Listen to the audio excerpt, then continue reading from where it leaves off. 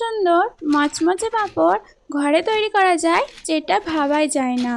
তো খুব অল্প উপকরণ দিয়ে বাড়িতে অল্প টাইমে রোদে শুকিয়ে নেওয়ার পরই পাঁপড় কিন্তু রেডি হয়ে যাবে, তাও আবার চালের পাঁপড়। সেদ্ধ চালের এত সুন্দর মচমচে পাঁপড় সেটা তেলে ভাজলে ডবল হয়ে যায়। তো hello friend, welcome back to my new video. তোমাদের ফুড বাঙালিতে ওয়েলকাম। আজ অনেক দিন পরেই আমি নিয়ে চলে এলাম একটা বড় ভিডিওর রেসিপি। তো স্টার্ট করা যাক ভিডিওটা। তোমরা ফার্স্ট থেকে লাস্ট পর্যন্ত পুরো ভিডিওটা দেখার অনুরোধ রইল। তো বন্ধুরা, আমি এখানে সেদ্ধ চাল নিয়েছিলাম। যে চালে আমরা ভাত করে খাই, আমি কিন্তু সে চাল নিয়েছিলাম। সারা রাত ভিজে রাখার পর আমি জল পাল্টে পাল্টে ভালোভাবে ধুয়ে নিয়েছিলাম। এরপর একটা মসৃণ পেস্ট করে নিয়েছি। পেস্টটা বেশ আমার মোটা হয়েছিল, তাই জল দিয়ে একটু ঘন পাতলা করে নিলাম। এরপর একটা সুতির কাপড়ে এটা কিন্তু আমি ছেঁকে নিচ্ছি। বেশ একটু ভালোভাবেই ছাঁকতে হবে, যেন ওই দানা দানা ভাবগুলো না থাকে। থাকলে কিন্তু পাঁপড়টা কিন্তু ভালোভাবে রেডি হবে না। দেখো আমার ব্যাটারটা কিন্তু রেডি হয়ে গেছে। এরপর তোমাদেরকে আমি দেখাচ্ছি যে ব্যাটারটা আমি কতটা ঘনত্বে রেখেছি। তো বন্ধুরা, তোমরা বুঝতেই পারছো যে কতটা পাতলা হয়েছে। এরপর কিছু আমি উপকরণ দিচ্ছি। এখানে চিলি ফ্লেক্স দিচ্ছি, তারপর স্বাদ মতন লবণ দিচ্ছি, আর দিচ্ছি আমি এখানে জিরে। তোমরা এখানে চাইলে জোয়ান দিতে পারো, কালো জিরা দিতে পারো। তো এই উপকরণগুলো দিলে একটু ঝাল ঝালও হবে, নুনও হবে, সব রকমই হবে, পাঁপড়ের মধ্যে থাকবে। তো আমার ব্যাটারটা কিন্তু কিছুক্ষণ আমি ঢাকা দিয়ে রেখে দিয়েছিলাম। এরপর দেখো একটা টিফিনের ঢাকা নিয়েছি। তোমরা কিন্তু যে কোনো ঢাকাতে করতে পারো, আবার ডিশেও করতে পারো। আমি একটা টিফিনের ঢাকাতেই দেখাচ্ছি। মিডিয়াম সাইজে নিয়ে নিয়েছি। এরপর একটু তেলটা ব্রাশ করে দেওয়ার পর এই ব্যাটারটা কিন্তু দিয়ে দিচ্ছি। বেশি কিন্তু তেল দিলে চলবে না, তাহলে কিন্তু ব্যাটারটা আস্তে আস্তে দেখবে কেটে যাচ্ছে। তুমি যতই দাও তাও কিন্তু কেটে যাচ্ছে, আর বেশি দিলে তো মোটা হয়ে গেলে ভেঙেই যাবে, তো তখন কিন্তু ভালো উঠবে না। আমি কিন্তু পাশেতে জলটা কিন্তু গরম হতে দিয়েছিলাম। এরকম ছিদ্র জাতীয় একটা থালার ওপরে আমি কিন্তু চাপিয়ে দিচ্ছি। এরপর আমি ওই 5 মিনিট রেখেছিলাম। আর লো ফ্লেমে রাখবে, কখনো কিন্তু হাই ফ্লেমে করতে যাবে না। তো দেখো আমার কিন্তু পাঁপড়টা কিন্তু রেডি হয়ে গেছে। বোঝাই যাচ্ছে যে একটু কাঁচা ভাব নেই, সব কিন্তু ঠিকভাবে পাঁপড়ের মতন উঠে যাবে। এরপর দেখো আমি একটা বাটিতে জল নিয়ে নিয়েছিলাম, সেখানে কিন্তু ডুবিয়ে দিচ্ছি। ছোট জায়গাতে করলে জলের ভেতরে ডুবিয়েই কিন্তু পাঁপড়টা রেডি করবে। তো দেখো আমি কিন্তু আরেকটাও করে নিচ্ছি তেলটা ব্রাশ করে। ওইটা কিন্তু আমি জলে ডুবিয়ে দিচ্ছি, তার সাথে কিন্তু এটা কড়াইতে আমি চাপিয়ে দেবো বলে এটা কিন্তু রেডি করে নিচ্ছি।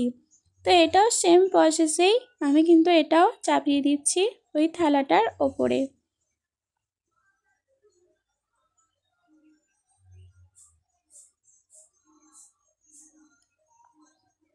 এরপর দেখো ওইটা আমি জল থেকে তুলে ভালোভাবে জলটা কিন্তু ফেলে দেব। এরপর একটা চামচের সাহায্যে কিন্তু সাইডটা উঠিয়ে দেব। উঠিয়ে দিয়ে দেখো কত সুন্দর আমার এটা উঠে যাবে।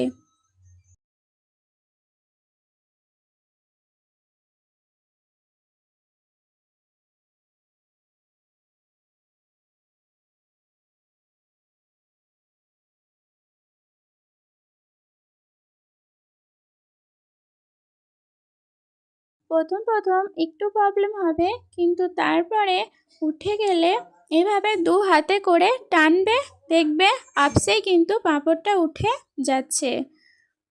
দেখো কত সুন্দরভাবে উঠে গেছে। এরপর আমি একটা কুলোতে পেপার বিছিয়ে আমি কিন্তু এটা রোদেতে দিয়ে দিচ্ছি। আরেকটা দেখো আমি বড় থালাতে করেছি, তো সেটাও দেখো এভাবে কিন্তু তুলে নিচ্ছি।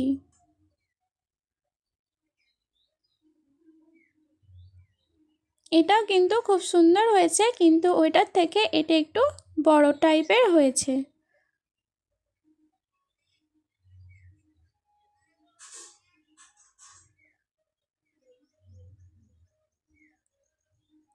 তো বন্ধুরা, তোমাদের এত সহজে একটা পাঁপড়ের রেসিপি দেখালাম। তো তোমাদের রেসিপিটা দেখে কি করতে মন যাচ্ছে? তাহলে কিন্তু আজই করে ফেলো। এত সুন্দরই একটা রেসিপি যেটা অনেক দিন স্টোর করা যাবে। আর পাঁপড়টা তো আমরা সকলেই পছন্দ করি। তো এরকম ধরনের পাঁপড় একদিন খেয়ে দেখো, অনেক সুন্দর লাগবে আশা করছি। তো আমার কিন্তু 2 দিন লেগেছিল শুকাতে পাঁপড়টা। তো পাঁপড়টা শুকিয়ে বুঝতেই পারছো আওয়াজটা শুনে যে কত সুন্দর আওয়াজ উঠছে, খরমর খরমর করে শুকিয়ে নেবে। এভাবে শুকিয়ে নিলে তবে কিন্তু পাঁপড়গুলো বেশি মচমচেভাবে ফুলবে আর খেতেও কিন্তু মচমচেই লাগবে। এরপর আমি এবার তেলে ভেজে তোমাদেরকে দেখাচ্ছি এটা কত সুন্দরভাবে ফুলছে আর কত সুন্দর মচমচে হচ্ছে। আর দেখো কতটা বড় টাইপের হয়ে গেছে।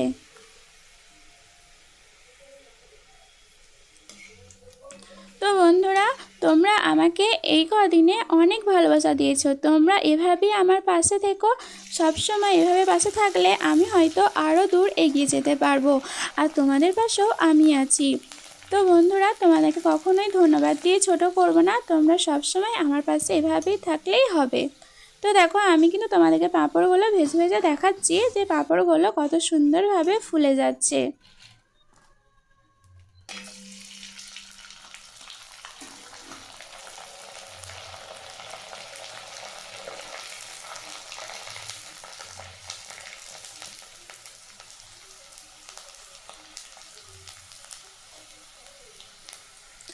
দেখো বন্ধুরা, ভাজার পর পাঁপড়গুলো কিন্তু বেশ লোভনীয় লাগছে।